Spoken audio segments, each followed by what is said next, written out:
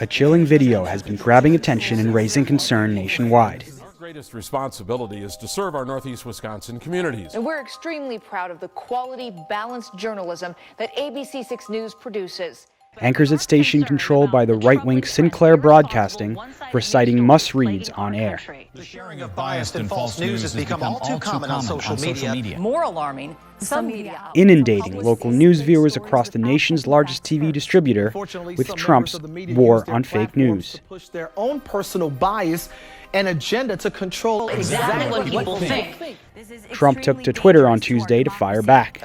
So funny to watch fake news networks among the most dishonest group of people I've ever dealt with criticize Sinclair Broadcasting for being biased. At least one affiliate has been widely praised for openly defying Sinclair. We reached out to Scott Livingston, Sinclair's senior vice president of news, but did not receive a response in time for this story. Sinclair reportedly reached a deal with Jared Kushner during the 2016 election for favorable coverage of the Trump campaign. Injecting partisan politics into news coverage is nothing new for the Baltimore-based Sinclair Broadcasting, whose owners, the Smith brothers, have long forced local stations to air their right-wing views. The names and the faces of the fallen tell their own story. In 2004, when ABC News Nightline devoted an entire show to reading the names of U.S. service members who had died in Iraq, Kendall Waters Bay, Thurell Childers. Sinclair, which owned 7 ABC affiliates at the time, barred those stations from showing the broadcast. But what's gotten far less attention is how Sinclair's Baltimore County-based headquarters are promoting a far-right agenda into its local Baltimore affiliate's education reporting. How to fix Baltimore City's struggling school system has been a divisive issue in our state for years. To Project Baltimore's recent investigations into allegations of grade change. Sinclair Broadcasting's Project Baltimore features guests who dismiss empirical evidence to promote extreme ideas like these. Regardless of how much money we throw at the system, it's not moving a needle with regards to test scores. What Sinclair doesn't tell you is that these speakers are almost exclusively funded by right-wing billionaires like the Koch brothers and the Walton family, who want to dismantle public education so they can make a profit.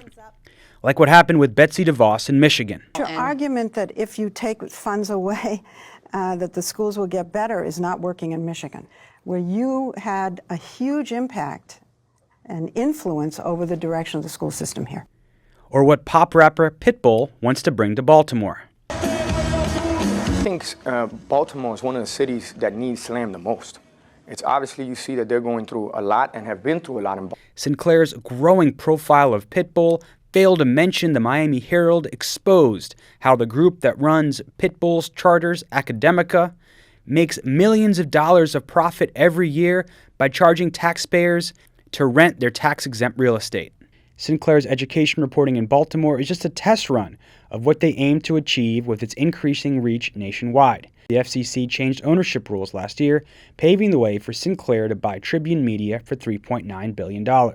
When that deal goes through, Sinclair will have access to 72% of households nationwide. So when you hear this, The sharing of biased and False news has become all too common on social media. More alarming, some media outlets publish eventually it may be like this.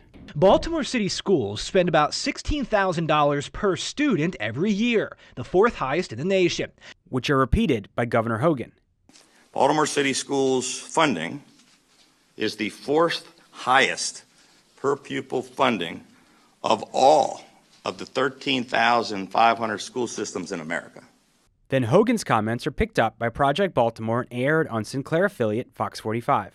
The governor went on to say the problem is not with funding. He says there's enough funding. He says there's not enough accountability. And sometimes even cited by the public. We get more money per student than almost anybody in the country. The website PolitiFact fact-checked an almost identical claim made on Fox News in 2015. They found it only half true and missing important context. Baltimore is the 2,600th highest-funded school district in the country. It's only 4th highest among the biggest 100 school systems. But the narrative put forth by Hogan and Project Baltimore dismissed the state's own studies that have found Baltimore schools need hundreds of millions of dollars a year in additional funding to reach adequacy. For The Real News, this is Jessel Noor in Baltimore.